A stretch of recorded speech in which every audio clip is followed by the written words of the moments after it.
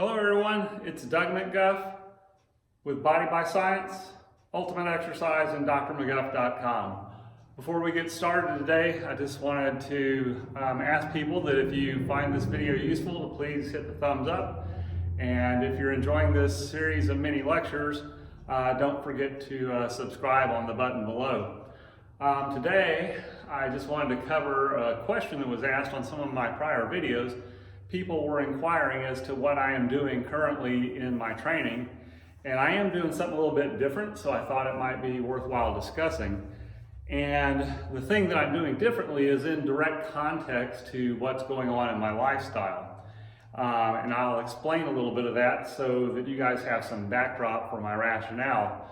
In my emergency medicine career, things are changing up a little bit because we've merged with a larger hospital system. And we're sharing physicians from one site to another. And as such, my schedule ends up being very heavily loaded for 2 weeks and then very lightly loaded for 2 weeks. Now, most times that happens in an alternating fashion, but every so often it happens where the last 2 weeks of one month and the first 2 weeks of another month are very, very heavily loaded. And that means that you work long stretches with hardly any time off, and with the intensity of emergency medicine, the rotating schedule, it really takes a hit on your recovery. So I've devised two major ways to approach my training. The first is what I've always been doing for some time now, and that's a three-way split.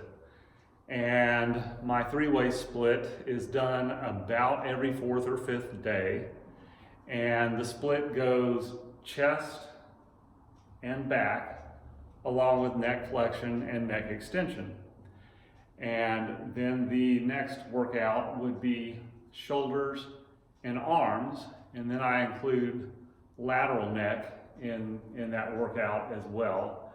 And then the third workout is legs and abdominals, and I just rotate through those about every fifth day, and that is my usual routine when I'm not overly fatigued or overly stressed, because I have enough recovery to work at that volume and to recover at that frequency.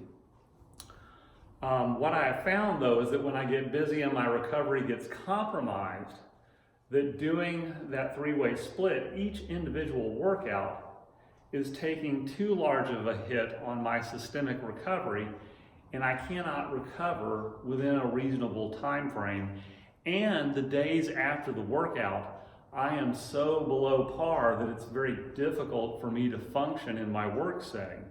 So I have to find a way to hit the targeted muscle or muscle group deeply and hardly enough to stimulate the adaptations that I'm looking for, yet not take such a big hit on my recovery.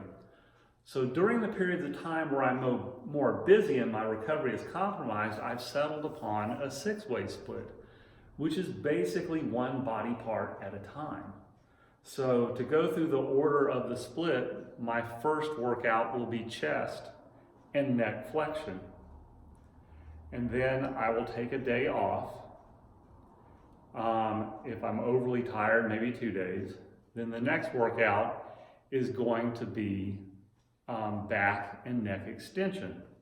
So in this facility, that would include super slow systems pull down, a Nautilus pullover, Med-X compound row, and then I'll do the Med-X medical lumbar extension and the Med-X medical cervical extension. So that would be back and neck extension.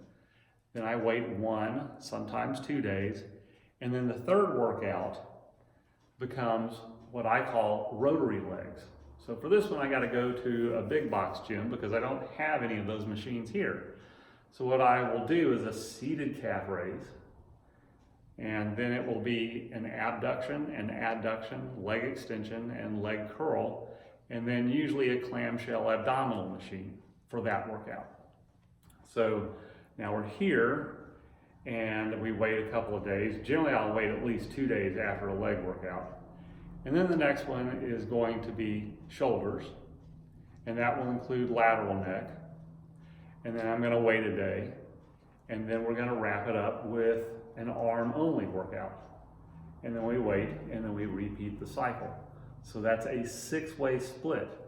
So when I'm doing each individual workout, I am using a limited number of movements, but I'm really trying to hammer the muscle group that I'm training. And one thing that I've incorporated, and that can include super slow to failure, it can include a myo reps type approach, rest, pause. But one thing when I'm on that rotation that I always try to do is something that I believe in but cannot yet prove. And what that is I think, and we discussed this at the REC conference, well, this I do know, is that of all the different adaptations to an exercise stimulus or a resistance exercise stimulus, the adaptation of last resort is muscle hypertrophy. Reason for that is that muscle hypertrophy is metabolically expensive, and it competes with our major survival mechanism, which is our brain, which usually is consuming up to 60% of our energy requirements at any given moment. So hypertrophy is very heavily negatively regulated.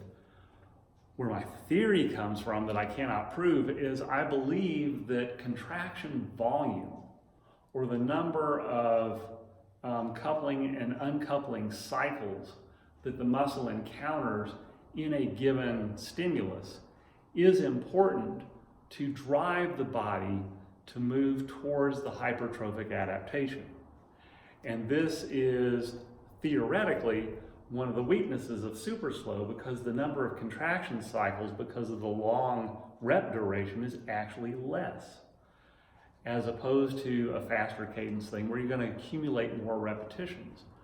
Well, the way I get around this is I will go with a slow cadence set to complete failure, and then I can do any number of things to get additional contractions. I can drop the weight by a very significant amount and then just do additional repetitions until I've gotten a total tally of 25 coupling, uncoupling cycles. And that can be done with a myo reps type approach, where you come close to failure, stop, wait 15 seconds, do the number of reps that you can complete, wait 15 seconds, do the number you can complete until you can't complete that particular number anymore.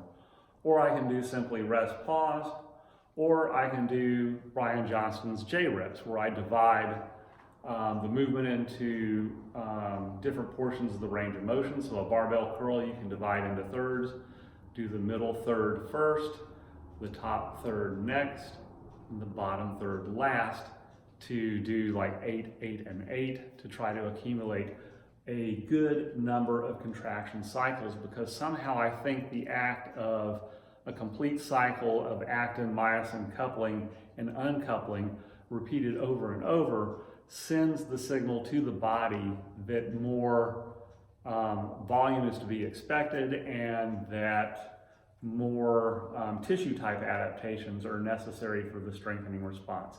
Again, this is not fact. There's no science to prove it. It's just something that I believe and that I've incorporated into these workouts. But what I do know for certain is that when I do a single body part at a time, I'm hitting the targeted muscle group with a very deep stimulus and deep inroad, but the systemic toll that that takes on my recovery is much less. So I can go to work in the ER the next day or two and not feel like I'm underwater or cognitively challenged because I'm so fatigued, but also because I'm not dug so deep, the rebound effect for that particular muscle group seems to be enhanced. And I think some component of this may have to do with my profession and the stressors of it. A good part of that may have to do with the fact that I'm 57 years old and there may be limitations on my recovery systemically. But what I do know is that it does seem to be working for me, and I'm very pleased with it. I'm happy to share it with you.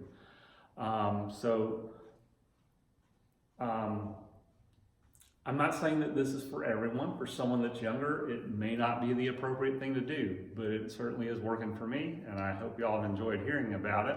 If anyone wants to take a much deeper dive on this topic or any other topic that is of interest to you, I am available for consultations. You can look me up at Dr. McGuff, drmcguff.com, and schedule a consultation. Happy to talk to you. But for now, for Ultimate Exercise, Body by Science, drmcguff.com. We'll talk to you the next time.